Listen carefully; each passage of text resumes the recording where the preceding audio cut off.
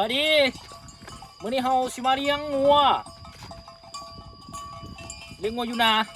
นี่งัวนี่นะเออเออเออเออตัวนี้นี่อย่างมันย่านอะเด็กย่านมึงมาตัวละเอางัวไปกินหญ้า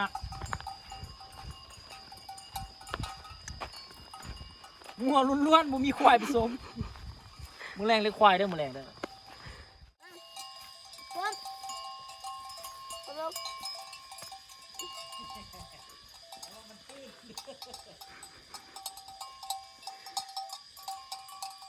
มาพี่น้องมาขี้งัวนำกันพี่น้องเลยขี้งัวนำกันเนาะงัวเลือกนะมันเอามันมาเลี้ยงเรามา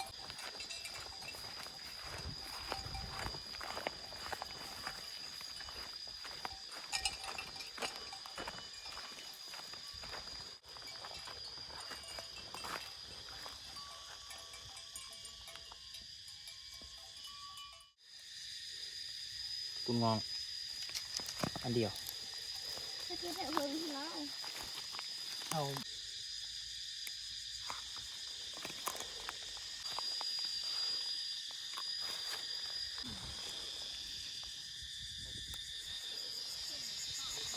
บ้านเก่า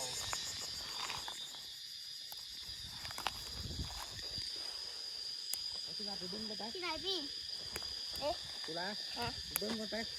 งัววะเบิ้งกันเอา เก็บเอาดินี่เด็ดอันนั้นอันนี้เบิ่งงัว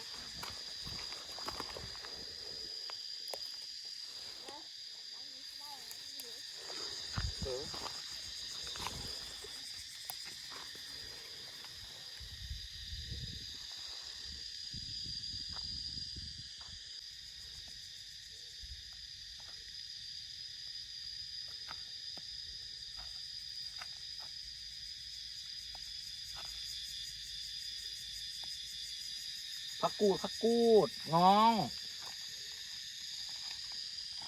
เก็บผักแล้วกับเบิ่งงัวโตชีวิตบ้านเฮาเก็บผักแล้วกับเบิ่งงัวเฮากะมีอย่างไรพวกกินดูล่ะคือเพิ่นดอกบ้านเฮามากับบ้านเฮา บ้านเฮาก็ซ้ำกับบ้านเฮานี่แหละบ่กินอย่างไรกินหลายก็เปลืองเงินเฮาเนาะงัวสิไปกินมันเฮาละเห็นบ่งัวสิกินมันเขาได้ไปเบิ้งงัวมาดินะตุลาเมื่อกี้เสียงรถแม่มา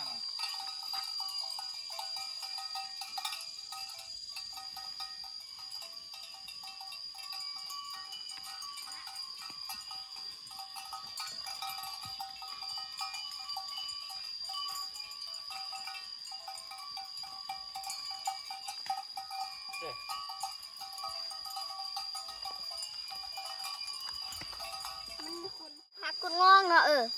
บ้านจู่เจ้าเอิ้นผักอย่างนี้มาฟังเสียงคุณนะนี่จะเป็นซี่เลยเนาะมุมทางหน้าตาของมัน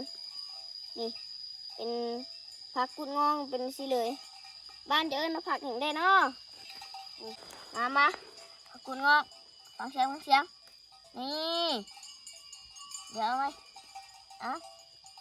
อุ้ยนี่โอเคผักกุดงองอันนี้เนาะนี่โอเคเลยนี่ซุปแบบแซ่บไปหากันต่อเนาะมันผักอันนี้มันหายากน้อยนึงเนาะ